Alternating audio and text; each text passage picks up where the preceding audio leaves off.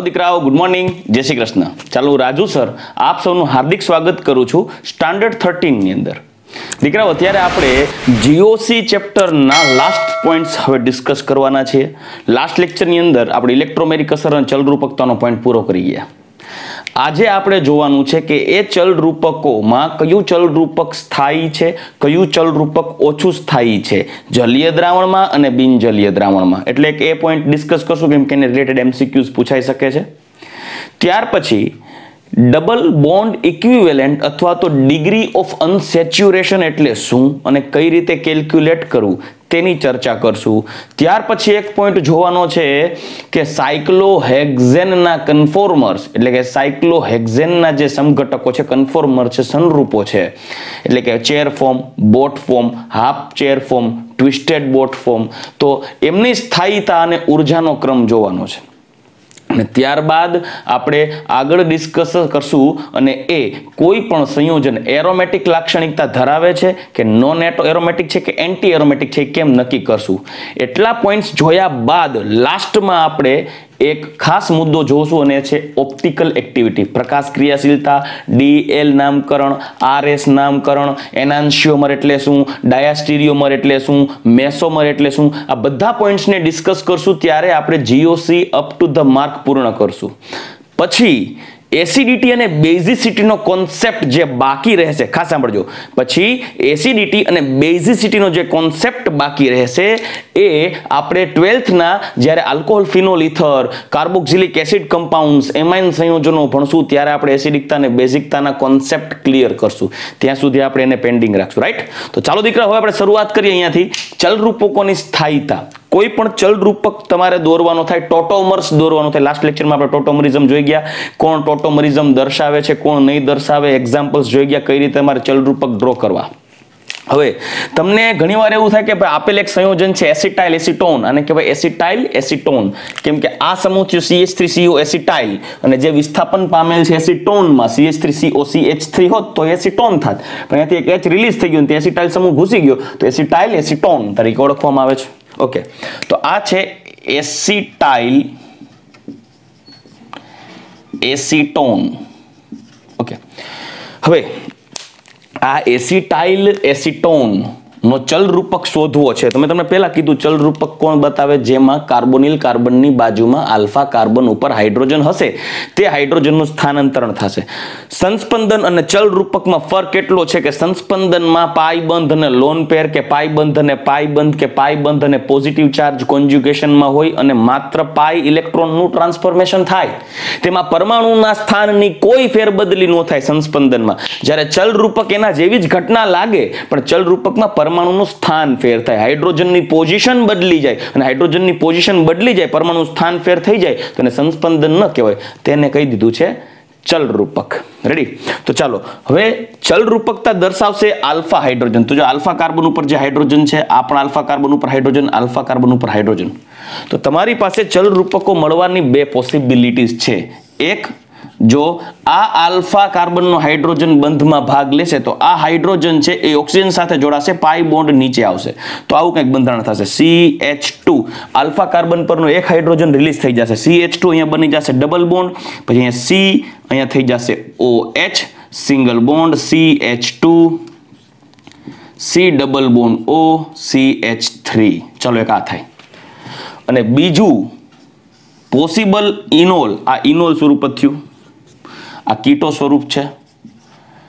બીજું આ પણ આલ્ફા કાર્બન છે તો એનો હાઇડ્રોજન જો ભાગ લેશે તો આવું થઈ જશે CH3, આ હાઇડ્રોજન છે એ અહીંયા શિફ્ટ થઈ જશે અથવા તો અહીંયા શિફ્ટ થઈ જશે કોઈ પણ એક જગ્યાએ અને ડબલ બોન્ડ છે નીચે આવશે તો CH3 સિંગલ બોન્ડ C, અહીંયા OH double bond C single bond C double bond O CH3। ચલો રેડી? હવે પ્રશ્ન થાય કે સર આપણી પાસે તો બે પ્રકારના ઇનોલ સ્વરૂપ છે, એક ઇનોલ સ્વરૂપ આ અને બીજો ઇનોલ સ્વરૂપ આ, મતલબ કે એસિટાઇલ એસિટોનના બે ઇનોલ સ્વરૂપ શક્ય થયા। એ પૈકી કયો ઇનોલ સ્વરૂપ સૌથી વધુ સ્થાયી? તો યાદ રાખજો આ વધુ સ્થાયી થશે, વધુ પ્રમાણમાં સ્થાયી। જ્યારે આ ઓછો થાય, ઓછો મળે, ઇનોલ સ્વરૂપ, આ બેયમાં આ વધુ સ્થાયી થશે. વાત એવી છે સર, મને કેમ ખબર, તમને કેમ ખબર પડી કે આ બેમાં આ વધારે ઇનોલ સ્વરૂપ વધારે પ્રમાણમાં મળે, આ ઓછા પ્રમાણમાં મળશે? મતલબ જ્યારે આનું કીટો સ્વરૂપનું ઇનોલાઇઝેશન થશે ને ઇનોલાઇઝેશન કહેવાય. આ કીટો સ્વરૂપનું ઇનોલ સ્વરૂપમાં રૂપાંતરણ થશે ત્યારે આમાંથી આ ઇનોલ બનવાને બદલે આ કીટો સ્વરૂપમાંથી આ ઇનોલ વધુ પ્રમાણમાં રૂપાંતરણ પામે, એટલે આ વધુ રૂપાંતરણ પામે.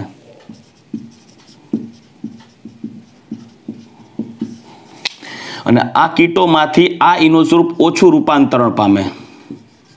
એટલે તમને એમ થાય સર આ ઓછું રૂપાંતરણ પામતું આની સ્થાયીતા ઓછી હોય, આ રૂપાંતરણ પામતું એની સ્થાયીતા વધુ. પણ મેઇન રીઝન ખરેખર શું છે એક વસ્તુ યાદ રાખજો, કાર્બોનિલ કાર્બનની બાજુનો જે કાર્બન હોય ને, એટલે કે જેને આપણે આલ્ફા કાર્બન કહીએ, તેનો હાઇડ્રોજન એસિડિક પ્રોટોન હોય. યાદ કરો, હાઇપર કોન્જ્યુગેટ તરીકે વર્તે અને ખૂબ જ એક્ટિવ હોય. રેડી? એટલે કાર્બોનિલ કાર્બનનો જે બાજુનો કાર્બન હોય, એટલે કે આલ્ફા કાર્બનનો હાઇડ્રોજન કાર્બોનિલ દ્વારા જેમાં વધુ અસરકારક હોય ને, ટોટોમરિઝમમાં એ હાઇડ્રોજન વધારે ભાગ લેશે. હવે જુઓ, આ કાર્બનનો આ જે હાઇડ્રોજન છે, જે આલ્ફા હાઇડ્રોજન કહેવાય, જે કીટો ઇનોલમાં ભાગ લેવાનો છે, આ હાઇડ્રોજન માત્ર એક જ કાર્બોનિલ દ્વારા અસરકારકતા પામેલ છે. જ્યારે આ કાર્બનનો હાઇડ્રોજન છે એ પણ કીટો ઇનોલમાં ભાગ લઈ શકે, આને બદલે આ પણ તમે લઈ શકો, પણ આ આલ્ફા હાઇડ્રોજન છે આ એક જ કાર્બોનિલ દ્વારા અસર પામે છે. જ્યારે આ વચ્ચેનો આલ્ફા હાઇડ્રોજન જોવો, જે બે બાજુથી કાર્બોનિલ કાર્બન તરફ અસર પામે છે, એટલે આ હાઇડ્રોજન સરળતાથી તૂટી જાય, સરળતાથી CH બંધ નિર્બળ થઈ જાય. કેમ કે બે બાજુથી આ કાર્બોનિલ sp2 હાઇબ્રિડ છે, જે sp3 હાઇબ્રિડ પાસેથી એક ઇલેક્ટ્રોન આકર્ષતો હોય, આ કાર્બોનિલ પણ sp2 હાઇબ્રિડ હોય, એટલે sp3 હાઇબ્રિડ પાસેથી ઇલેક્ટ્રોન ખેંચતો હોય. પરિણામે આ કાર્બન પાસેથી બે બાજુથી ઇલેક્ટ્રોન ખેંચાતા હોવાને કારણે આ આલ્ફા હાઇડ્રોજન વધુ સક્રિય બને. આથી એ બાબતને ખાસ ધ્યાન રાખજો, જે આલ્ફા હાઇડ્રોજન વધુ પ્રમાણમાં કાર્બોનિલ સમૂહ દ્વારા અસર પામેલ હોય,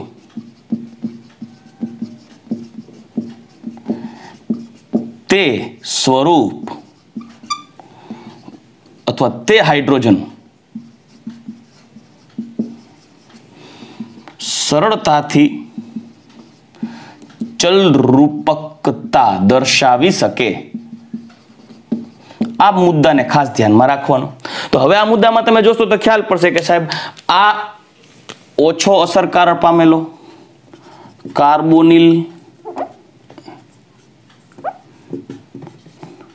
કાર્બોનિલની ઓછી અસરકારકતા, અહીંયા કાર્બોનિલની ઓછી અસર હોય.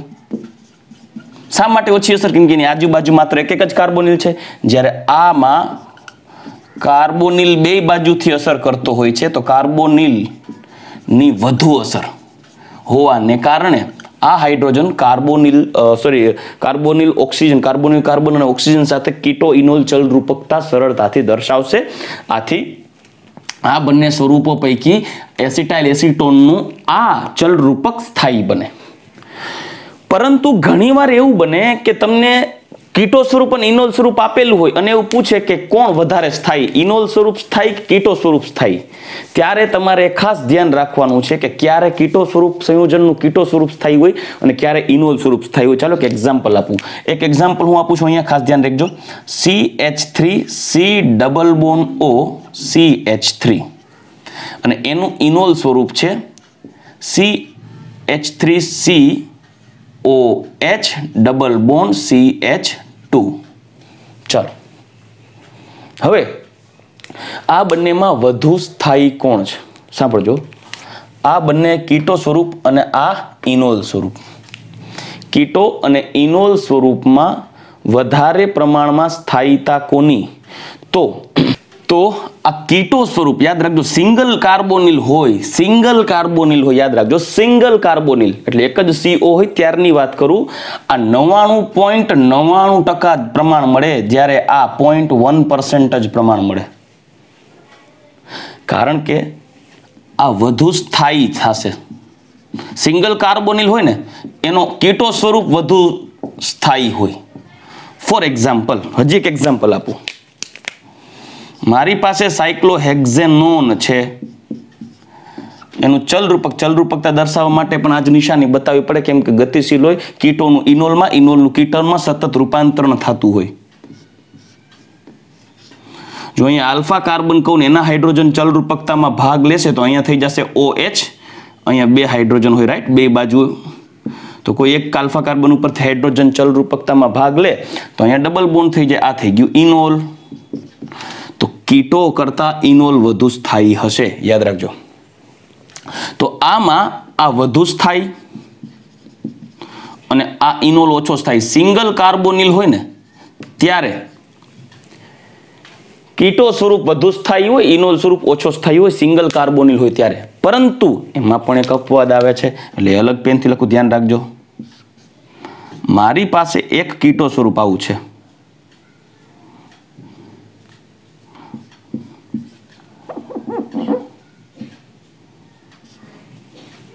આવું એક કીટો સ્વરૂપ છે. હવે આ આલ્ફા કાર્બન ઉપર એક હાઇડ્રોજન હોય જે sp3 સંકૃત છે, આથી આ પાઈ બોન્ડ અહીંયા શિફ્ટ થઈ જશે અને મને એક ઇનોલ સ્વરૂપ મળશે. આ છે કીટો અને આ છે ઇનોલ. જોજો ખાસ, અહીંયા ડબલ બોન્ડ છે, અહીંયા છે, આ પાઈ બોન્ડ અહીંયા ડિશિફ્ટ થઈ ગયો, હાઇડ્રોજન છે એ ઉપર જતો રહેશે એટલે અહીંયા થઈ જશે OH, આ થઈ ગયો ફિનોલ, ઇનોલ સ્વરૂપ. આ કીટો અને ઇનોલમાં અપવાદ સ્વરૂપે આ ફિનોલ વધુ સ્થાયી છે, ઇનોલ સ્વરૂપ છે જે ફિનોલ તરીકે ઓળખાય, વધુ સ્થાયી છે, અને આ ઓછો સ્થાયી છે. આ એક જ અપવાદ રૂપે એવો તમને કેસ જોવા મળ્યો કે જે કીટો સ્વરૂપ કરતા ઇનોલ સ્વરૂપ ઓછું સ્થાયી હોય, સિંગલ કીટો હોય ત્યારે, પરંતુ આ ઇનોલ સિંગલ કીટો હોવા છતાં આ ઇનોલ વધુ સ્થાયીનું મુખ્ય કારણ છે આ એરોમેટિક લાક્ષણિકતા ધરાવે છે, એરોમેટિક લક્ષણ ધરાવે છે. અને જ્યારે કોઈ પણ સંયોજનમાં એરોમેટિક લાક્ષણિકતા આવે, સંસ્પંદને જોવા મળશે અને પાછું એરોમેટિક લાક્ષણિકતા આવે ત્યારે તેની સ્થાયીતા સૌથી વધી જાય. હજી માનો કે આના જ વાત કરીએ, મતલબ કે ડાય કાર્બોનિલ હોય, 2 કાર્બોનિલ હોય ત્યારે ખાસ ધ્યાન રાખવાનું છે. CH3 C double bond O CH2 C double bond O CH3 અને એનું ઇનોલ સ્વરૂપ CH3 single bond COH double bond CH single bond C double bond O CH3. હવે જો જલીય દ્રાવણની વાત કરીએ, જલીય દ્રાવણ, આ કીટો સ્વરૂપ અને આ ઇનોલ સ્વરૂપ. જલીય દ્રાવણની વાત કરવામાં આવે ને ત્યારે સ્થાયીતા, સાંભળજો ખાસ, સ્થાયીતા કીટો સ્વરૂપની વધુ હોય. ક્યારે? આ ડાયઓનમાં, એસિટાઇલ એસિટોનમાં. જ્યારે ઇનોલ સ્વરૂપની ઓછી થઈ જાય, ઓછી સ્થાયીતા. કારણ શું ભાઈ? તો કે જલીય દ્રાવણમાં આ કીટો સ્વરૂપ પાણીના અણુ સાથે હાઇડ્રોજન બંધ બનાવે, એટલે જલીય દ્રાવણમાં હાઇડ્રોજન બંધ બનાવે, like CH3 single bond C double bond O CH2 C double bond O CH3. હવે પાણીના અણુ સાથે હાઇડ્રોજન બંધ બનાવી લેતા હોય, HOH HOH હાઇડ્રોજન બંધ બનાવે. પરંતુ જ્યારે બિનજલીય દ્રાવણ હોય, સાંભળજો ખાસ, આવો પ્રશ્ન આવે તો ધ્યાન રાખવાનું, જલીય દ્રાવણમાં સ્થાયીતા કીટોની વધારે હોય, જ્યારે બિનજલીય દ્રાવણ હોય ત્યારે સ્થાયીતા કીટો સ્વરૂપ કરતા ઇનોલ સ્વરૂપની વધુ હોય. એનું કારણ છે બિનજલીય દ્રાવણમાં પાણી સાથે હાઇડ્રોજન બંધ બનાવે છે, જલીય દ્રાવણમાં એટલે કીટો સ્વરૂપ વધુ સ્થાયી, બિનજલીય દ્રાવણ હોય ત્યારે આવું થઈ જાય CH3 COH double bond CH single bond C double bond O CH3 અને આમાં થઈ જાય આંતઃ આણ્વીય હાઇડ્રોજન બંધ. એટલે બિનજલીય દ્રાવણમાં ઇનોલ સ્વરૂપ વધારે સ્થાયી થાય, કેમ કે ઇનોલ સ્વરૂપમાં આંતઃ આણ્વીય હાઇડ્રોજન બંધ રચાય. ક્યારે? બિનજલીય દ્રાવણમાં ઇનોલ સ્વરૂપ વધુ સ્થાયી, કેમ કે આંતઃઆણ્વીય હાઇડ્રોજન બંધ બની જાય છે, સ્થાયીતા પ્રાપ્ત કરે છે. જ્યારે જલીય દ્રાવણમાં આ સ્વરૂપ એટલે ઓછું સ્થાયી હોય, કેમ કે આ સ્વરૂપમાં કીટોમાંથી ઇનોલ સ્વરૂપમાં રૂપાંતરણ જ ઓછું થશે, કેમ કે કીટો સ્વરૂપ પોતે સ્થાયી રહેવા પ્રયત્ન કરે છે પાણી સાથે હાઇડ્રોજન બંધ બનાવીને. આથી આ વધારે સ્થાયી, આનું રૂપાંતરણ ઇનોલમાં જ ઓછું થાય. ઇનોલમાં થાય તો આંતઃઆણ્વિક હાઇડ્રોજન બંધ બનાવે ને, એટલે આનું કીટો સ્વરૂપ વધુ સ્થાયી રહેશે જો જલીય દ્રાવણ હશે તો, અને ઇનોલ સ્વરૂપ વધુ સ્થાયી રહેશે જો બિનજલીય દ્રાવણ હશે તો. કેમ કે બિનજલીય દ્રાવણ હોય તો આ તો પાણી સાથે હાઇડ્રોજન બંધ બનાવી જ ન શકે, ત્યારે સરળતાથી આમાં રૂપાંતર થઈ જાય અને આ સ્વરૂપ વધારે સ્થાયી થાય ઇનોલ સ્વરૂપ આંતઃઆણ્વિક હાઇડ્રોજન બંધ દ્વારા, જ્યારે બિનજલીય દ્રાવણ હશે. એટલે ખાસ યાદ રાખજો, આ બંનેમાં આ વધુ સ્થાયી જો જલીય દ્રાવણ અને આ વધુ સ્થાયી જો બિનજલીય દ્રાવણ. રેડી? ઓકે, તો હવે અત્યારે આપણે આ જોઈ ગયા કીટો ઇનોલ ચલ રૂપક પૈકી કયો ચલ રૂપક વધારે બને અને તેમાં સ્થાયીતા કેવી રીતે નક્કી કરવી. હવે આપણે આગળ, હજી આમાં ઘણા પોઈન્ટ છે, આની સ્થાયીતા માટે પણ રૂલ્સ છે, પણ વધારે આગળ ડીપમાં જવાની જરૂર નથી. હવે આપણે આગળ વધીએ ડબલ બોન્ડ ઇક્વિવેલેન્ટ અથવા તો ડિગ્રી ઓફ અનસેચ્યુરેશન. ચલો દીકરા, હવે આપણે નેક્સ્ટ પોઈન્ટ જોઈએ, ડિગ્રી ઓફ અનસેચ્યુરેશન એટલે કે અસંતૃપ્તતા અંશ, અથવા તો એને DBE ડબલ બોન્ડ ઇક્વિવેલેન્ટ તરીકે પણ ઓળખી શકાય. સૌથી પહેલા તમને એમ થાય કે સર આ છે શું, આ ગણવાની જરૂર શું છે, એ બધું તમને સમજાવીશ. એની પહેલા હું તમને એક ફોર્મ્યુલા આપું છું, એ ધ્યાનમાં રાખજો. DBE અથવા તો degree of unsaturation, double bond equivalent અથવા તો ડિગ્રી ઓફ અનસેચ્યુરેશન બરાબર 2C plus 2 carbon, 2C plus 2 plus N minus H minus X divide by 2. આ સૂત્રને તમારે મગજમાં બેસાડવાનું છે. ડાયરેક્ટ ફોર્મ્યુલા જ કહી દઉં છું, ખોટો ટાઈમ નથી બગાડતો. DBE is equal to 2C plus 2 plus nitrogen minus hydrogen minus halogen by 2, જ્યાં C બરાબર કાર્બનની સંખ્યા, N બરાબર નાઇટ્રોજનની સંખ્યા, H બરાબર હાઇડ્રોજનની સંખ્યા અને X બરાબર હેલોજનની સંખ્યા. હવે તમને કોઈ પણ અણુસૂત્ર આપેલું હોય, કોઈ સંયોજનનું અણુસૂત્ર આપેલું હોય અને એ અણુસૂત્રને આધારે પૂછે કે ભાઈ આપેલ અણુસૂત્રને આધારે તે સંયોજનની અસંતૃપ્તતા અંશ અથવા તો ડબલ બોન્ડ ઇક્વિવેલેન્ટનું મૂલ્ય કેટલું થાય, તો એનું એક્ઝામ્પલ લઈ અને તે શા માટે શોધવામાં આવે છે તેની ચર્ચા કરીએ. દાખલા તરીકે હું તમને એમ કહી દઉં કે ચાલો મારી પાસે એક સંયોજન છે C4H8 માટે DBE નું મૂલ્ય કેટલું? તો C4H8 માટે DBE નું મૂલ્ય 2 into નંબર ઓફ કાર્બન કેટલા છે? 4 પ્લસ 2 પ્લસ હાઇડ્રોજન, નાઇટ્રોજનની સંખ્યા આમાં છે જ નહીં, 0 માઇનસ હાઇડ્રોજનની સંખ્યા છે 8 માઇનસ હેલોજનની સંખ્યા 0 ડિવાઈડ બાય 2, 4 દુ 8 ને 2, 10 માઇનસ 8, 2 ભાગ્યા 2 બરાબર 1. તો મતલબ કે આના DBE નું મૂલ્ય થશે 1. તમને એમ થશે DB શું બતાવે? ડિગ્રી ઓફ અનસેચ્યુરેશન અથવા તો DBE એ એવું બતાવે છે કે આના એક પાઈ બંધ ધરાવતા, એટલે કે ડિગ્રી ઓફ અનસેચ્યુરેશનમાં એક પાઈ બંધ ધરાવતો એક સમઘટક અથવા તો એક ચક્રીય સમઘટક બને. મતલબ કે આ ડિગ્રી ઓફ અનસેચ્યુરેશન અથવા તો ડબલ બોન્ડ ઇક્વિવેલેન્ટ ને આધારે આપણે જાણી શકીએ કે એના પાઈ બંધ ધરાવતા સમઘટકો અને ચક્રીય સમઘટકોની સંખ્યા કેટલી બને. ફોર એક્ઝામ્પલ, આ DBE નું મૂલ્ય 1 આવ્યું, મતલબ કે આનો એક ચક્રીય સમઘટક બને, એક ચક્રીય સમઘટક બને અને એ પણ આલ્કેન, ચક્રીય આલ્કેન બને, અને બીજું એક દ્વિબંધ ધરાવતો સમઘટક બને. બેના એક એક બને. એક્ઝામ્પલ આપું, એક C4H8 એટલે CH2 single bond CH2 single bond CH2 single bond CH2, અથવા ચક્રીય અને દ્વિબંધ ધરાવતો અચક્રીય સમઘટક બને like CH3 single bond CH2 single bond CH double bond CH2, એક આ બને. હા, પછી આના તમે સ્થાન સમઘટક ને ભૌમિતિક સમઘટકો દોરો, એ અલગ મેટર છે, પણ તમને એક અચક્રીય અને એક ચક્રીય ઘટક બને. ડિગ્રી ઓફ અનસેચ્યુરેશન 1 છે એટલે એક ચક્રીય બને, એક ડબલ બોન્ડ વાળો અચક્રીય બને. ક્લિયર? ઓકે, હજી એક એક્ઝામ્પલ લઈએ.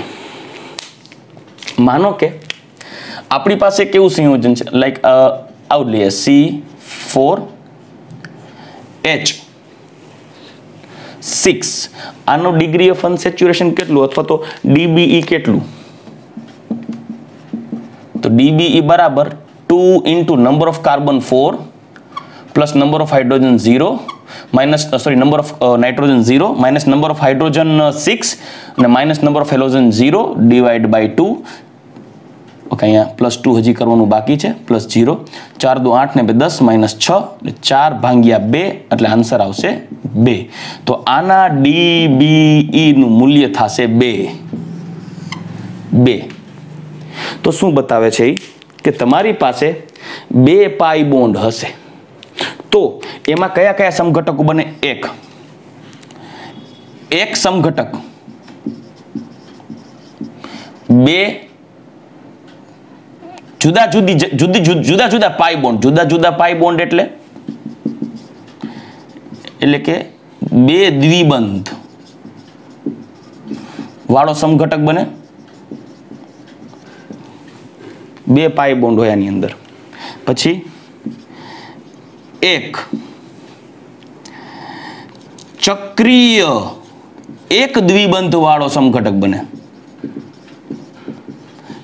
કેમ કે એમના અણુસૂત્ર સમાન થશે.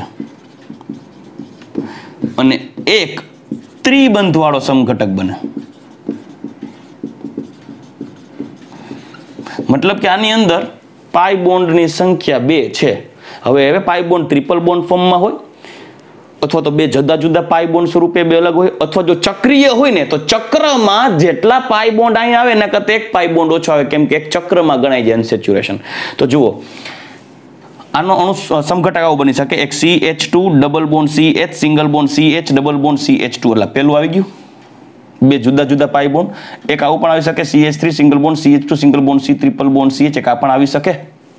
અને એક આવી શકે એક ત્રિબંધ વાળો સમઘટક આવી ગયો. હવે એક ચક્રીય હોય તો આવું બની શકે C4 છે અને એક પાઈ બોન્ડ આવી ગયો. થઈ ગયું, અણુસૂત્ર આ જ થાય. ચક્રીય રચના હોય એટલે પાઈ બોન્ડ એક ઓછો થઈ જાય, કેમ કે એમાં 2 માં એક ચક્ર ગણાઈ જાય અને એક પાઈ બોન્ડ ગણાઈ જાય. ચક્રીય રચના માટે ડિગ્રી ઓફ અનસેચ્યુરેશન અથવા તો ડબલ બોન્ડ ઇક્વિવેલન્ટ 2 આવે ને, મતલબ જો ચક્રીય રચનાની વાત કરતા હોય તો એમાં એક ચક્ર ગણાય, એક અંક ચક્રમાં ગણાઈ જાય DBE અને બીજો એક પાઈ બોન્ડમાં ગણાઈ જાય. રેડી? આવી રીતે તમે કોઈ પણ સંયોજન માટે તમે ગણી શકો. લાઈક તમે C6H6 બેન્ઝીન માટે પણ ગણી શકો ડિગ્રી ઓફ અનસેચ્યુરેશન કેટલું છે દીકરાઓ. ચાલો 2 number of carbon 6 + 2 plus number of nitrogen 0 minus number of hydrogen 6 minus number of halogen 0 divide by 2. તો આનું DB નું મૂલ્ય થાય 6 દુ 12 ને 2 14 minus 6 એટલે જોજો 6 દુ 12 12 ને 2 14 minus 6 કેટલા થશે? તો એ થશે 8 divide by 2 એટલે આન્સર આવશે 4. તો આનો DBE થાય 4. રેડી? એઝ ઇટ ઇઝ આના સમઘટકો ગણો ને તેમાં 4 પાઈ બોન્ડ વાળા ગણાય તો 4 પાઈ બોન્ડ એટલે 4 જુદા જુદા પાઈ બોન્ડ આવી શકે એટલે 4 દ્વિબંધ વાળો બને. એક 3 દ્વિબંધ વાળો ને એક ત્રિબંધ વાળો પણ બની શકે. રેડી? એવું પણ બની શકે. સોરી, 2 દ્વિબંધ વાળા ને એક ત્રિબંધ વાળો બની શકે. બરાબર? પછી એક ચક્રીય બને એમાં 2 દ્વિબંધ પણ હોઈ શકે, અથવા એક ચક્ર એવો બને કે જેમાં 3 દ્વિબંધ હોઈ શકે. મતલબ હવે એમાં કયા સમઘટકો બને કે ગણવાની પછી જરૂર નથી. એવો તમને પ્રશ્ન ન પૂછાય. તમને ખાલી પૂછાય કે આ અણુસૂત્ર હોય એનું DBE કેટલું. પણ તમને મેં આ મુદ્દા એટલે બતાવ્યા કે તમને ખ્યાલ આવે કે સર DBE ભણી છે, પણ DBE નું કામ શું છે? ડિગ્રી ઓફ અનસેચ્યુરેશન શોધીએ અથવા ડબલ બોન્ડ ઇક્વિવેલન્ટ શોધીએ, પણ એનો મતલબ શું? તો તમને એનો અંદાજો આવે. હાઈ લેવલ ઉપર તમે વિચારો તો ખ્યાલ આવે કે આમાં કેટલા સમઘટકો બનવાની સંભાવના છે. રેડી? ચલો હજી તમને એક સંયોજન આપો. C4H8O આના DBE કેટલા? તો જો મેં આમાં ક્યાંય ઓક્સિજન દીધા જ નથી, આનું સૂત્રમાં છે નથી ને, તો ઓક્સિજનની ક્યાંય માથાકૂટ જ નહીં આવે. 2 × 4 + 2 plus nitrogen 0 minus hydrogen 8 minus 0 કેમ હેલોજન છે નહીં, ડિવાઈડ બાય 2. તો 4 દુ 8 ને 2 10 10 માઇનસ 8 તો 10 માઇનસ 8 એટલે 2 2 ભાગ્યા 2 એટલે 1. માનો કે તમને કોઈ આવું ઉદાહરણ આપે C5H12 ને O, તો આનો ડિગ્રી ઓફ અનસેચ્યુરેશન ગણો તો 2 ગુણ્યા કાર્બન સંખ્યા 5 વત્તા 2 વત્તા 0, નાઇટ્રોજન સંખ્યા 0, હાઇડ્રોજનની સંખ્યા છે 12, -0/2, તો 5 × 10 ને 2 12, 12 એટલે થઈ જાય 0. ડિગ્રી ઓફ અનસેચ્યુરેશન 0, કેમ કે સંતૃપ્ત થશે. અને ઇવન ક્યારેક એવું પણ બને કે ડિગ્રી ઓફ અનસેચ્યુરેશન છે એ માઇનસમાં પણ આવે ગાણિતીય રીતે. તો માઇનસમાં આવે તો સમજી લેવાનું કે ડિગ્રી ઓફ અનસેચ્યુરેશન 0 જ છે, એટલે સંતૃપ્ત જ છે. ઇવન તમને અસંતૃપ્ત સંયોજન નાઇટ્રોજન કે હેલોજન વાળા આપેલા હોય તો તમારે અહીંયા નાઇટ્રોજન કે હેલોજનની વેલ્યુ આ ફોર્મ્યુલામાં એપ્લાય કરી દેવાની. રેડી? એમના કેટલા ડીબી ને આધારે સમઘટકો બને એ જાજા ડીબી વેલ્યુ વાળા સમઘટકો દોરવાની તમે જરૂરી નહીં પડે. તમને ખાલી ડીબી વેલ્યુ શોધતા આવડે તો પણ વેલ ઇનફ છે. રેડી? તો ચાલો દીકરાઓ, હવે આ ડિગ્રી ઓફ અનસેચ્યુરેશન કે ડબલ બોન્ડ ઇક્વિવેલન્ટ પણ પૂર્ણ કરી ગયા. હવે આપણે એક નેક્સ્ટ મુદ્દો લઈએ, સાયક્લોહેક્ઝેનના કન્ફોર્મર્સ કયા છે અને એની સ્થાયીતાનો ક્રમ કયો છે. ચાલો દીકરાઓ, હવે આપણે સાયક્લોહેક્ઝેનના કન્ફોર્મર્સની વાત કરીએ, એટલે સંરૂપો, મતલબ કે એના અવકાશીય સમઘટકો ડ્રો કરીએ, જેની અંદર સાયક્લોહેક્ઝેનનું અણુસૂત્ર આપણે કંઈક આવું લખી શકાય, C6H12. નોર્મલી આપણે સાયક્લોહેક્ઝેનને કંઈક આવી રીતે ડ્રો કરી શકીએ, CH2 CH2 CH2 CH2 CH2. વાસ્તવિકતામાં આ તો 2 ડાયમેન્શનલ પ્લાનર સ્ટ્રક્ચર બતાવવું છે. 3 ડાયમેન્શનલી જોવો ત્યારે એના જુદા જુદા 4 સ્વરૂપ જોવા મળે. એ 4 સ્વરૂપ 1 બાય 1 ડ્રો કરીએ. સૌથી પહેલા તો એક જસ્ટ પ્લાનર સ્ટ્રક્ચર ડ્રો કરું. પ્લાનર સાયક્લોહેક્ઝેનનું એક પ્લાનર સ્ટ્રક્ચર. હું એક કામ કરું, આ રીતે ન દોરતા હું એને આડું દોરું છું. પ્લાનર સ્ટ્રક્ચર એટલે કે સમતલીય. બીજું, જો ત્રિપરિમાણમાં વિચારો તો ત્રિપરિમાણમાં આ જે CH2 છે એ CH2 ઉપરની સાઈડ હોય અને આ CH2 નીચેની સાઈડ હોય. એટલે તમે જો વિચારો તો એ કંઈક આવું થશે કે એક પ્લાન આમ હોય તો એમાં એક CH2 આ સાઈડ હોય તો બીજો CH2 આમ નીચેની સાઈડ હોય. મતલબ કે એનું કન્ફોર્મર થયું. એ કન્ફોર્મર કંઈક ચેર ફોર્મમાં આવું થશે. સાયક્લોહેક્ઝેન જ થશે, પણ 3 ડાયમેન્શનલી વિચારો તો આ સ્વરૂપ છે એ પણ સાયક્લોહેક્ઝેન જ છે. અને આ થાય ચેર ફોર્મ. આ સાયક્લોહેક્ઝેન જ છે, ચેર સ્વરૂપ. હજી એક કન્ફોર્મર થાય એનો, અને એ આવું થશે.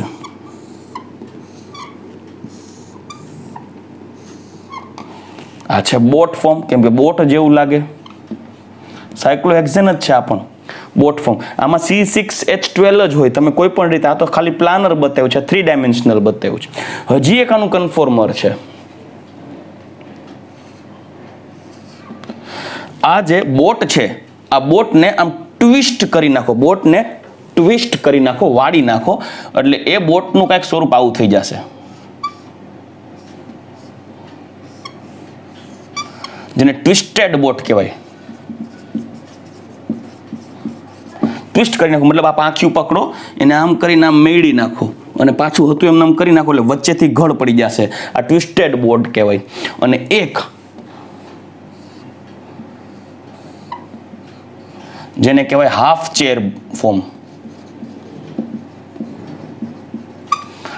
Twisted boat form, half chair form, chair form, આ ચેર ફોર્મ છે, અને આ થઈ ગયું બોટ ફોર્મ. આ પ્લાનર સ્વરૂપ છે. આ બધા કન્ફોર્મર કહેવાય, સંરૂપો કહેવાય સાયક્લોહેક્ઝેનના. પણ સ્થાયીતાની વાત કરીએ તો આપણે પહેલા જ ડિસ્કશન કરી ગયા છે, કોઈ પણ સંયોજનની સ્થાયીતા એ તેની ઉર્જાના વ્યસ્ત પ્રમાણમાં હોય છે. સાંભળજો ખાસ, કોઈ પણ સંયોજનની સ્થાયીતા એ તેની ઉર્જા, પોટેન્શિયલ એનર્જી, ઉર્જાના વ્યસ્ત પ્રમાણમાં હોય. જેની ઉર્જા વધારે એની સ્થાયીતા ઓછી. હવે જો હું ઉર્જાની વાત કરું ને તો દીકરાઓ આની ઉર્જા પ્લાનરની approx greater than 20 kilo calorie per mole છે.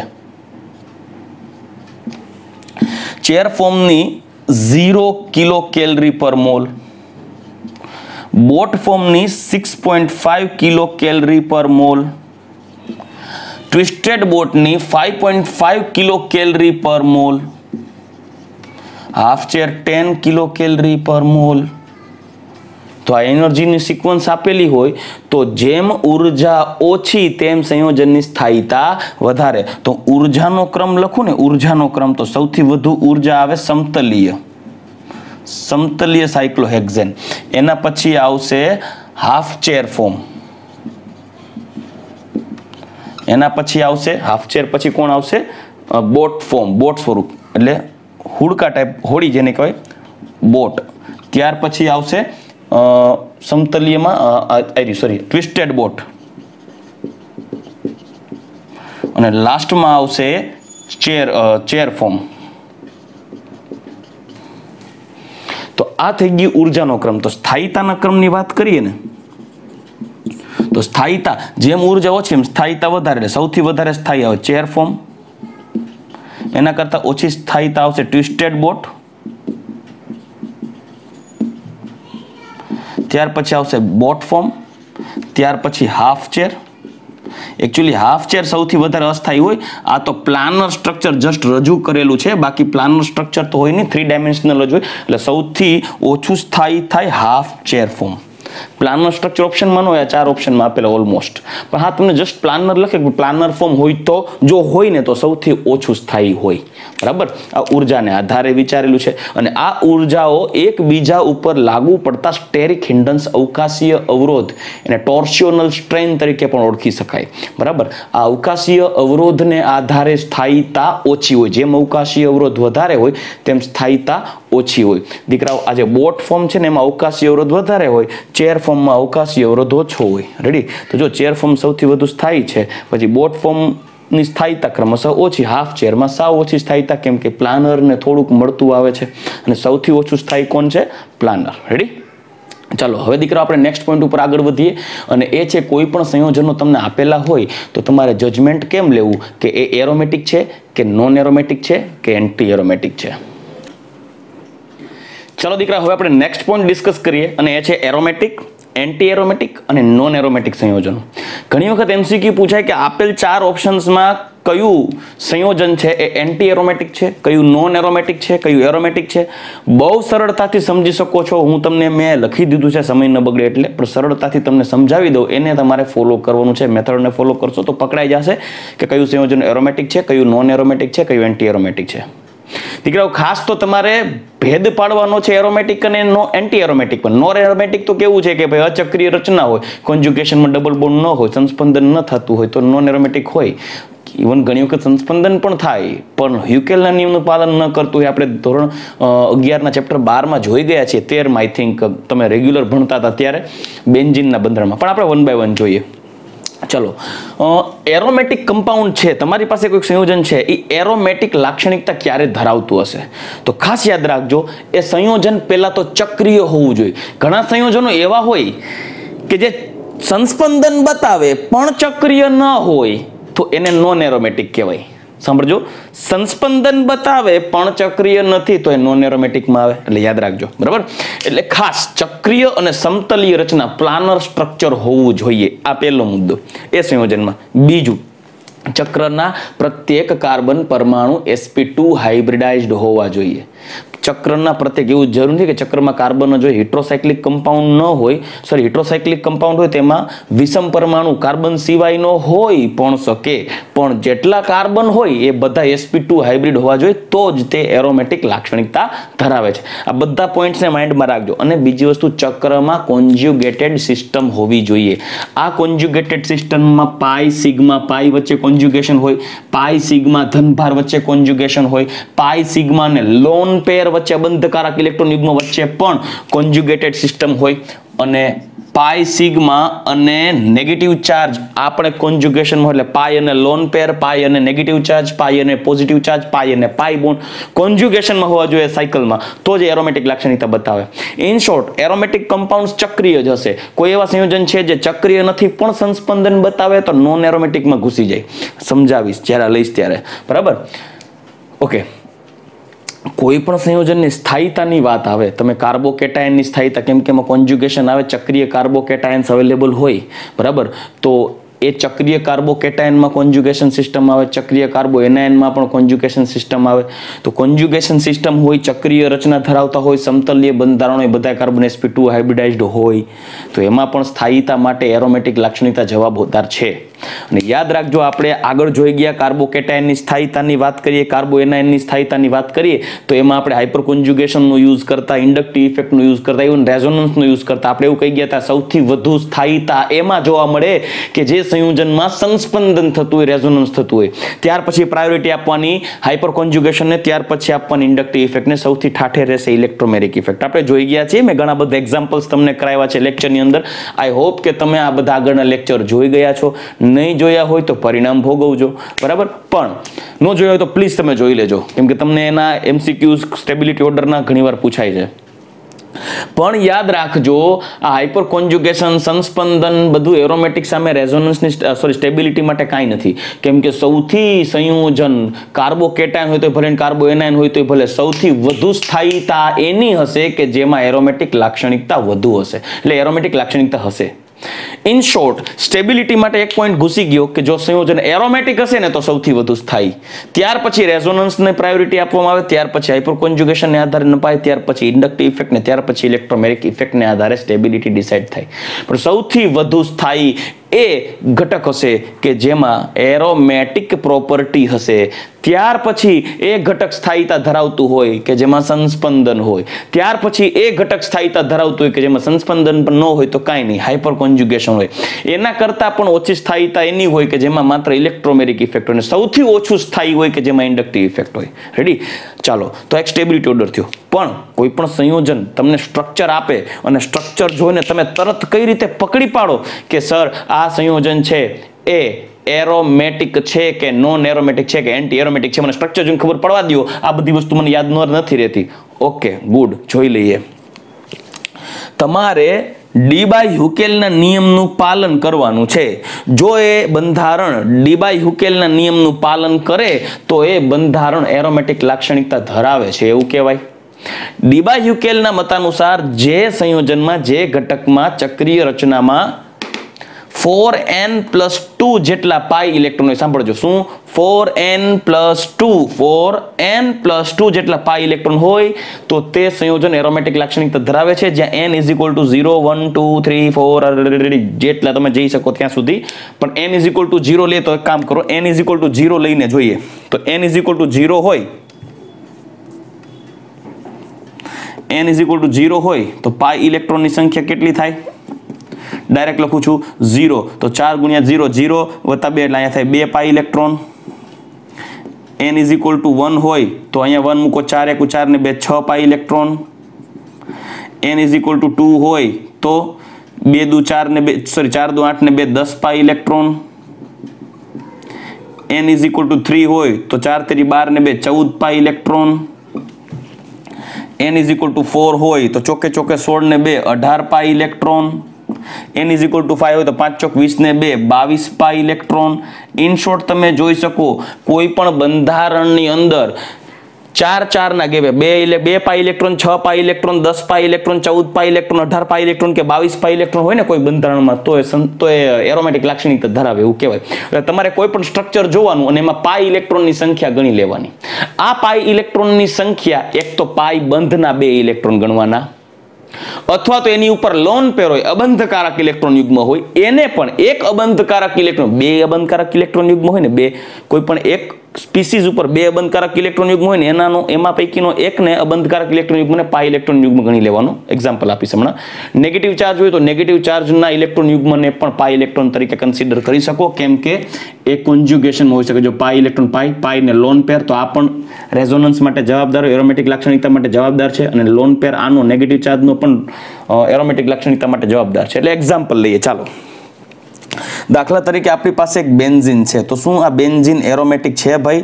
જોઈ લઈએ. તો પહેલી વસ્તુ, આમાં કોન્જ્યુગેશનમાં ડબલ બોન્ડ છે, ચક્રીય રચના છે, બધા કાર્બન sp2 છે, પણ આમાં પાઈ ઇલેક્ટ્રોન કેટલા એ ગણવા પડશે. ચાલો ગણી લઈએ. એક તો પાઈ બોન્ડ આ છે તો એના 2 પાઈ ઇલેક્ટ્રોન, આ 2 આ કોઈ નેગેટિવ પોઝિટિવ ચાર્જ નથી, તો પાઈ ઇલેક્ટ્રોનની સંખ્યા કેટલી છે? 6. તો શું આ 6 ઇલેક્ટ્રોન એરોમેટિક લાક્ષણિકતા માટે જવાબદાર છે? શું એરોમેટિક છે? કાંઈ નહીં, સૂત્ર વાપરી લેવાનું 4n+2, જ્યાં n = મૂકી દેવાનું 1 2 3 4 0 મૂકો તો ક્યાંય 6 આવે છે? તો કે સાહેબ જો અહીંયા 1 મૂકીએ ને તો 4 × 1 4 ને 2 6 આવે છે, રાઈટ. તો 6 પાઈ ઇલેક્ટ્રોન આવે છે, તો આ જે ચક્રીય રચના છે એરોમેટિક છે. તમારે n ઇઝ ઇક્વલ ટુ 0 1 2 3 4 મૂકતું જવાનું. રેડી? હજી સાંભળજો, બહુ સિમ્પલ રીત છે. માની લો કે આપણી પાસે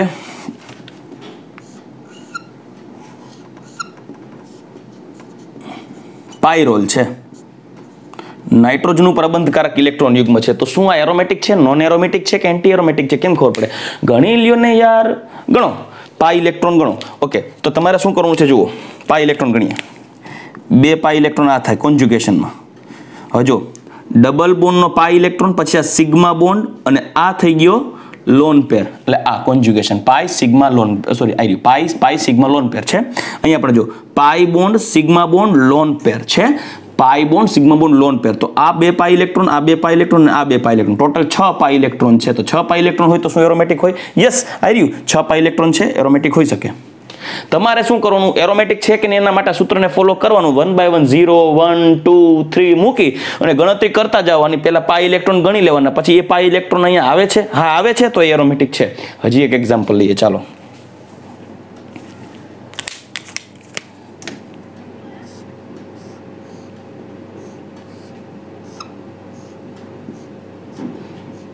ટ્રોપોલિનિયમ આયન.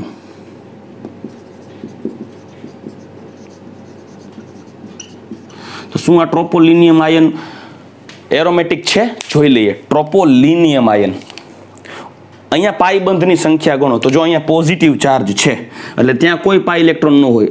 અહીંયા પાઈ ઇલેક્ટ્રોન હોઈ શકે, અહીંયા પાઈ ઇલેક્ટ્રોન છે, અહીંયા પાઈ ઇલેક્ટ્રોન છે. કોન્જ્યુગેશનમાં છે, જો double bond single bond positive charge, double bond single bond positive charge કોન્જ્યુગેશનમાં છે. આવી રહ્યું.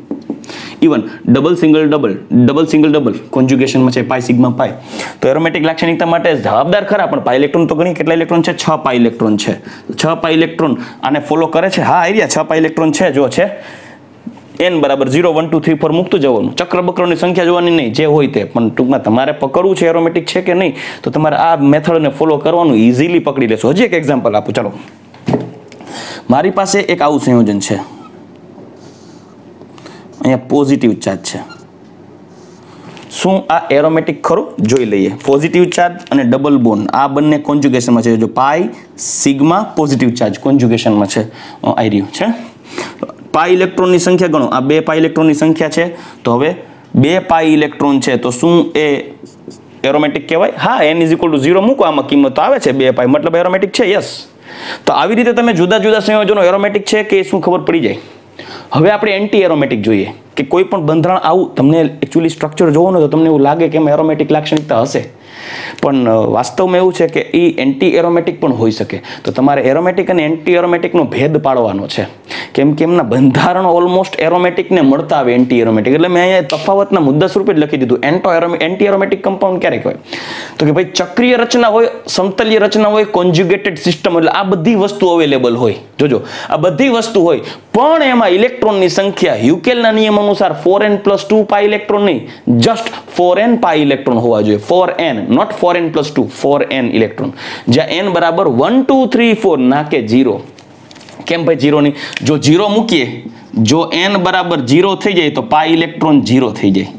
તો પાઈ ઇલેક્ટ્રોન 0 થઈ જાય તો એ એરોમેટિક નોન એરોમેટિકની વાત જ ન આવે. બરાબર? એટલે n = 1 2 3 4 તરફ જઈએ. જો n = 1 લઈ લઈએ તો પાઈ ઇલેક્ટ્રોનની સંખ્યા 4 × 4 પાઈ ઇલેક્ટ્રોન. આમાં જો ક્યાંય 4 પાઈ ઇલેક્ટ્રોન નહીં આવ્યો હોય. જો 2 6 10 14 18 22 4 પાઈ ઇલેક્ટ્રોન આવ્યા જ નથી. તમે ગમે ત્યાં જાઓ, એરોમેટિક લાક્ષણિકતા ધરાવતું હશે ને તેમાં 4 પાઈ ઇલેક્ટ્રોન નહીં હોય. ઓકે, હજી n = 2 લઈ લઈએ તો 4 દુ 8 પાઈ ઇલેક્ટ્રોન. n = 3 લઈએ, 4 તેરી 12 પાઈ ઇલેક્ટ્રોન. આમાં પણ 4 4 નો ગેપ જુઓ. n = 4 લઈએ તો ચોકે ચોકે 16 પાઈ ઇલેક્ટ્રોન. આટલા ઇલેક્ટ્રોન હોય તો આ એન્ટી એરોમેટિક કહેવાય. 4 4 નો ગેપ આમાં છે. જો 2 6 10 14 18 22, એને બદલે 4 પછી આને પછી 8 છે, પછી 12. જો આમાં નથી, એરોમેટિકમાં નથી, પણ એન્ટી એરોમેટિકમાં 12, પછી એરોમેટિકમાં 18, તો એન્ટી એરોમેટિકમાં 14 પાઈ ઇલેક્ટ્રોન. રચનાના જેવી જ દેખાય, પણ એ પાઈ ઇલેક્ટ્રોનની સંખ્યા 4n + 2 હોય તો એ એરોમેટિક હોય, અને 4n પાઈ ઇલેક્ટ્રોન હોય તો એ એન્ટી એરોમેટિક કહેવાય. અને એન્ટી એરોમેટિકની સ્થાયીતા એરોમેટિક કરતા અને નોન એરોમેટિક કરતા પણ ઓછી હોય. જો સ્થાયીતાનો ક્રમ પણ લખી દીધો. તો તમારે સ્ટ્રક્ચર ઉપરથી જજમેન્ટ લેવાનું છે કે એની અંદર એન્ટી એરોમેટિક લાક્ષણિકતા છે કે એરોમેટિક લાક્ષણિકતા છે. આપણે વન બાય વન ચેક કરીએ. ચાલો, દાખલા તરીકે મારી પાસે કોઈ એક આવું બંધારણ છે, તો શું એ એરોમેટિક છે કે એન્ટી એરોમેટિક? તમને એમ થાય સર જો double bond, single bond, double bond કોન્જ્યુગેશનમાં છે, પણ શું એ એરોમેટિક છે કે એન્ટી એરોમેટિક? તો એક કામ કરીએ, પાઈ ઇલેક્ટ્રોનની સંખ્યા કેટલી છે ટોટલ? 4. તો આમાં કિંમત મૂકો સૂત્રમાં, n = 1 મૂકીએ તો 4 × 4. યસ, આવી રહ્યું. તો આ એન્ટી એરોમેટિક છે. હજી એક એક્ઝામ્પલ લઉં. નેગેટિવ ચાર્જ, આમાં પાઈ ઇલેક્ટ્રોનની સંખ્યા ગણો તો નેગેટિવ ચાર્જ હોય ને તો એના 2 લોન પેર હોય, એટલે કે આ જો પાઈ, સિગ્મા, પાઈ કોન્જ્યુગેશનમાં છે, કોન્જ્યુગેશનમાં હોય એન્ટી એરોમેટિક. આના 2 ઇલેક્ટ્રોન છે, પાઈ ઇલેક્ટ્રોન કહેવાય, અને આ 2 પાઈ ઇલેક્ટ્રોન કહેવાય. ટોટલ પાઈ ઇલેક્ટ્રોનની સંખ્યા થઈ ગઈ 4. તો આ પણ એક પ્રકારનો એન્ટી એરોમેટિક સ્પીસીઝ જ કહેવાય, એન્ટી એરોમેટિક. હજી એક એક્ઝામ્પલ લઈએ. ચાલો,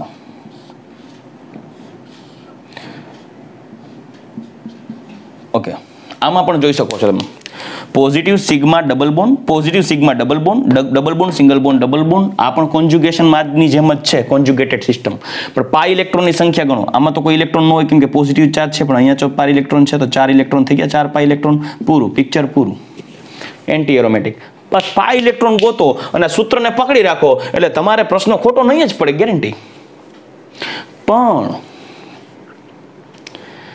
જો કોઈ એવું સંયોજન હોય કે જે ચક્રીય રચના જ નથી, જો તે એરોમેટિક કે એન્ટી એરોમેટિક ન હોય તો તે નોન એરોમેટિક હોય. કોન્જ્યુગેશન ન પણ હોઈ શકે, અચક્રીય રચના હોઈ શકે, રચના પણ હોઈ શકે, એટલે ચક્રીય પણ હોઈ શકે પણ અચક્રીય પણ હોઈ શકે. તો આવા બધા સંયોજન નોન એરોમેટિક કહેવાય. ફોર એક્ઝામ્પલ, એક એક્ઝામ્પલ લઉં, CH2 double bond CH, single bond CH, double bond CH2. આ નોન એરોમેટિક આવે. કેમ ભાઈ? આમાં કોન્જ્યુગેશન તો છે. અરે કોન્જ્યુગેશન છે પણ ચક્રીય નથી, આ નોન એરોમેટિક કહેવાય. તમને મિથેન કહું તો એ પણ નોન એરોમેટિક કહેવાય. આમાં તો કાંઈ ફોલો નથી થતું. ચલો, ચક્રીય રચના બતાવું પણ એની અંદર માત્ર આ છે, આ પણ નોન એરોમેટિક છે. તમને એમ થાય સર આમાં 2 પાઈ ઇલેક્ટ્રોન તો આવી રહ્યા, તો 2 પાઈ ઇલેક્ટ્રોન છે તો એરોમેટિક ન કહેવાય? ન કહેવાય. કેમ ભાઈ? અરે 2 પાઈ ઇલેક્ટ્રોન થી કાંઈ હોદરી નહીં વળે, એમાં પાછું કોન્જ્યુગેશન હોવું જોઈએ ને, એમાં કોન્જ્યુગેશન નથી તો આ પણ નોન એરોમેટિક. રેડી? તો આ બધા સ્ટ્રક્ચર્સ નોન એરોમેટિકમાં આવે. સાંભળજો, સ્ટેબિલિટીની વાત કરીએ તો એરોમેટિક કરતા નોન એરોમેટિક ઓછું જ થાય, નોન એરોમેટિક કરતા એન્ટી એરોમેટિક એનાથી ઓછું જ થાય. તમને એમ થાય સર આમાં તો ક્યાં કોન્જ્યુગેશન છે? કોન્જ્યુગેશન ન હોય તો ક્યાં? આમાં કોન્જ્યુગેશન છે પણ અચક્રીય, આમાં ચક્રીય છે પણ કોન્જ્યુગેશન નથી. નોન એરોમેટિક સ્ટ્રક્ચરની સ્થાયીતા એટલે બની શકે કે ભાઈ એરોમેટિક ન હોય તો કાંઈ નહીં, પણ આવા સંયોજનોમાં સંસ્પંદન તો થાય, અને સંસ્પંદનને કારણે એરોમેટિક પછી રેઝોનન્સ આવે, એટલે એરોમેટિક સંયોજન પછી નોન એરોમેટિકમાં જો રેઝોનન્સ થતું હોય તો એની સ્થાયીતા વધારે હોય. રેડી? એટલે કોઈ પણ સંયોજનોમાં એરોમેટિક સ્ટ્રક્ચર કરતા નોન એરોમેટિક સ્ટ્રક્ચર વધુ સ્થાયી, અને એરોમેટિક કરતા નોન એરોમેટિક સ્ટ્રક્ચર ઓછો સ્થાયી, અને નોન એરોમેટિક કરતા એન્ટી એરોમેટિક સ્ટ્રક્ચરની સ્થાયીતા ઓછી હોય. ચલો, રેડી? તો આઈ હોપ કે તમે ક્લિયર કરી શક્યા હશો આ પોઈન્ટને આધારે એરોમેટિક, એન્ટી એરોમેટિક અને નોન એરોમેટિક. હવે અમુક એક્ઝામ્પલ તમને ડ્રો કરીને બતાવું. તમારે નક્કી કરવાનું છે કે એ સ્ટ્રક્ચર એન્ટી એરોમેટિક છે, નોન એરોમેટિક છે કે એરોમેટિક છે. રેડી? ચલો દીકરા, હવે થોડા એક્ઝામ્પલ્સ રાખેલા છે, આપણે એમાંથી નક્કી કરવાનું છે કે કોણ એરોમેટિક છે, કોણ નોન એરોમેટિક છે, કોણ એન્ટી એરોમેટિક છે. દીકરાઓ યાદ રાખજો, એરોમેટિકમાં મેં ચોખ્ખું કીધું છે આખું સ્ટ્રક્ચર કોન્જ્યુગેશનમાં હોવું જોઈએ. આખું સ્ટ્રક્ચર. જો ક્યાંય કોન્જ્યુગેશન બ્રેક થાય છે તો એરોમેટિક પ્રોપર્ટી નહીં આવે. ચલો ફર્સ્ટ એક્ઝામ્પલ લઈએ. પોઝિટિવ ચાર્જ સિગ્મા પાઈ કોન્જ્યુગેશનમાં, પાછું અહીંયા સિગ્મા સિગ્મા, જો આ કોન્જ્યુગેશન વિખાઈ ગયું એટલે આ થઈ ગયું નોન એરોમેટિક. નેક્સ્ટ એક્ઝામ્પલ અહીંયા જુઓ, નેગેટિવ સિગ્મા પાઈ સિગ્મા નેગેટિવ, આખું કોન્જ્યુગેશન જો નેગેટિવ સિગ્મા પાઈ, પાઈ સિગ્મા નેગેટિવ, બરાબર? આખું કોન્જ્યુગેશનમાં જ છે, અને પરિણામે આખું કોન્જ્યુગેશનમાં હોવાને કારણે આમાં પાઈ ઇલેક્ટ્રોનની સંખ્યા ગણીએ તો 1 2 3 4 5 6 પાઈ ઇલેક્ટ્રોન છે. હવે આ રચના અનુસાર જો 0 મૂકીએ તો 2 પાઈ ઇલેક્ટ્રોન, 1 મૂકીએ તો 4 × 4 = 6 પાઈ ઇલેક્ટ્રોન છે, તો આ થઈ ગયું એરોમેટિક. ચલો આગળ વધીએ. અહીંયા પાઈ ઇલેક્ટ્રોનની સંખ્યા 1 2 3 4 4 પાઈ ઇલેક્ટ્રોન છે 4 પાઈ ઇલેક્ટ્રોન તો અહીંયા તમે 1 મૂકો તો 4 × 4 આ એન્ટી એરોમેટિક અહીંયા જુઓ 2 ઇલેક્ટ્રોન છે અહીંયા એટલે 2 પાઈ ઇલેક્ટ્રોન પોઝિટિવ સિગ્મા પાઈ સિગ્મા પોઝિટિવ એટલે આ થશે 2 પાઈ ઇલેક્ટ્રોન અહીંયા તમે 0 મૂકો n = 0 1 2 3 up to n = 1 2 3 up to આગળ જશો તો અહીંયા 0 મૂકીએ તો અહીંયા 2 પાઈ ઇલેક્ટ્રોન આવે તો આ થઈ ગયું એરોમેટિક અહીંયા જોઈએ તો અહીંયા સિગ્મા પાઈ સિગ્મા સાંભળજો સિગ્મા પાઈ સિગ્મા સિગ્મા પાઈ સિગ્મા છે પાઈ સિગ્મા પાઈ નથી એટલે કોન્જ્યુગેશન નો કહેવાય પાઈ બોન્ડ કોન્જ્યુગેશન માં નથી પરિણામે આ થઈ જશે નોન એરોમેટિક અહીંયા જુઓ પોઝિટિવ સિગ્મા પાઈ પણ પાઈ સિગ્મા સિગ્મા સિગ્મા સિગ્મા જો આ કોન્જ્યુગેશન માં નથી તો આ થઈ ગયું નોન એરોમેટિક અહીંયા જુઓ નેગેટિવ સિગ્મા પાઈ સિગ્મા અહીંયા પાઈ નથી પાછું સિગ્મા તો આ પણ નોન એરોમેટિક આખું સ્ટ્રક્ચર કોન્જ્યુગેશન માં નથી અહીંયા જુઓ પોઝિટિવ સિગ્મા પાઈ સિગ્મા નેગેટિવ કોન્જ્યુગેશન કહેવાય નેગેટિવ સિગ્મા પાઈ કોન્જ્યુગેશન કહેવાય પાઈ સિગ્મા પોઝિટિવ કોન્જ્યુગેશન છે પાઈ ઇલેક્ટ્રોનની સંખ્યા ગણો 1 2 3 4 5 6 6 પાઈ ઇલેક્ટ્રોન 6 પાઈ ઇલેક્ટ્રોન હોય તો આ એરોમેટિક કહેવાય હવે અહીંયા જુઓ હવે સંસ્પંદનની વાત કરીએ તો 1 2 3 4 પછી આ જો કોન્જ્યુગેશનમાં જે હોય ને કોન્જ્યુગેશનમાં જે ઇલેક્ટ્રોન યુગ્મ હોય ને એ એરોમેટિક લાક્ષણિકતામાં ભાગ લેશે તો આ ઇલેક્ટ્રોન યુગ્મ અહીંયા સંસ્પંદનમાં ભાગ લેશે અહીંયા આવશે તો આ ઇલેક્ટ્રોન યુગ્મને પણ પાઈ ઇલેક્ટ્રોન કહેવાય તો 2 લોન પેર પૈકી 1 લોન પેર પાઈ ઇલેક્ટ્રોનમાં આવે તો અહીંયા પણ 6 પાઈ ઇલેક્ટ્રોન છે તો આ પણ થઈ જશે એરોમેટિક કેમ કે અહીંયા પણ કોન્જ્યુગેશન આખા સિસ્ટમમાં છે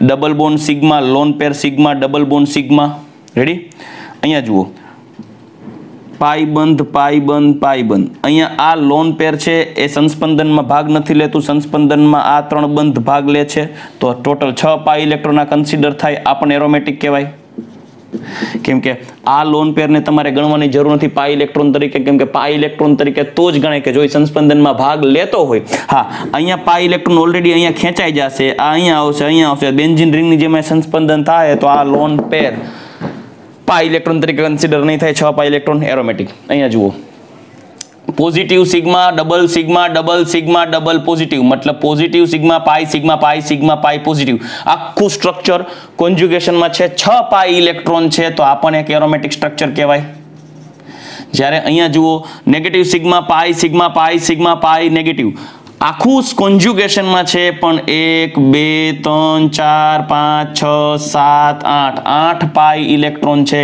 8 પાઈ ઇલેક્ટ્રોન અનુસાર જો અહીંયા તમે 2 મૂકો 2 n = 2 તો 4 દુ 8 પાઈ ઇલેક્ટ્રોન થાય તો આ થાય એન્ટી એરોમેટિક તો દીકરાઓ કોઈ પણ આવા ક્વેશ્ચન્સ તમે રેફરન્સ બુક્સમાં જોશો સ્ટાન્ડર્ડ રેફરન્સ બુક્સની અંદર તો નોન એરોમેટિક એન્ટી એરોમેટિક અને એરોમેટિક કમ્પાઉન્ડ વિશે તમને જો આપેલું હોય તો દીકરાઓ આ મેથડને ફોલો કરી અને તમારે આગળ વધવાનું છે રાઈટ આઈ હોપ કે તમે આજના લેક્ચરની અંદર આ બધા કોન્સેપ્ટ ક્લિયર કરી ગયા aromatic anti aromatic non aromatic double bond equivalent અથવા તો ડિગ્રી ઓફ અનસેચ્યુરેશન પણ આપણે જોઈ ગયા કન્ફોર્મર્સ વિશે પણ ડિસ્કશન કરી ગયા સાયક્લોહેક્ઝેનના અને કીટોઇનોલ ચલરૂપકોની સ્થાયીતા અંગે પણ ડિસ્કસ કરી ગયા આટલું વેલ ઇનફ છે નીટ એક્ઝામ માટે પણ અને જેડબલઈ માટે પણ ઇનફ છે જો જેડબલઈની એક્ઝામની તૈયારી કોઈ કરતું હોય તો હવે દીકરા આપણે નેક્સ્ટ લેક્ચરમાં જીઓસી ઉપરથી સ્ટાન્ડર્ડ 12th નું ચેપ્ટર નંબર 10 જે હેલો આલ્કેન અને હેલો એરીનની અંદર આપણે એનસીઈઆરટી માં એક્ચ્યુઅલી ડિટેલમાં કોન્સેપ્ટ નથી આપ્યા સ્ટીરિયો કેમેસ્ટ્રીના બેઝ ઉપર ઓપ્ટિકલ એક્ટિવિટી એટલે કે અવકાશીય સમઘટકનો જે એક ભાગ છે પ્રકાશ ક્રિયાશીલ સમઘટકો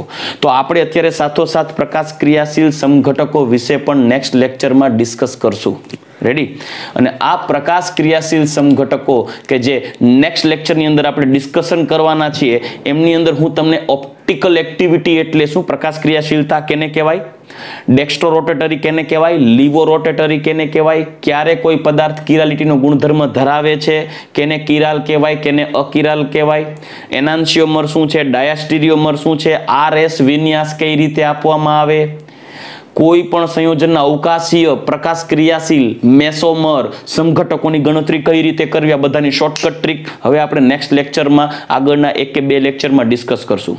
એટલે નેક્સ્ટ લેક્ચરથી હું જ્યારે ભણાવીશ ત્યારે ઓપ્ટિકલ એક્ટિવિટી સ્લોલી ચાલશે, પણ જો તમારા માઇન્ડમાં કોન્સેપ્ટ ક્લિયર હોય તો તમે ફાસ્ટ ફોરવર્ડ કરી અને લેક્ચર આગળ વધારી શકો છો. રેડી? તો નેક્સ્ટ લેક્ચરમાં આપણે ક્લિયર કરશું સ્ટીરિયો કેમેસ્ટ્રી અને કિરાલિટી એટલે શું, પ્રકાશ ક્રિયાશીલતા કેને કહેવાય, એના ઉપર આગળ વધશું અને કોન્સેપ્ટ ક્લિયર કરશું. રેડી? તો ચાલો દીકરાઓ નેક્સ્ટ લેક્ચરમાં પાછા મળશું. ત્યાં સુધી રજા લઈશ. ગુડ બાય, ટેક કેર, જય શ્રી કૃષ્ણ.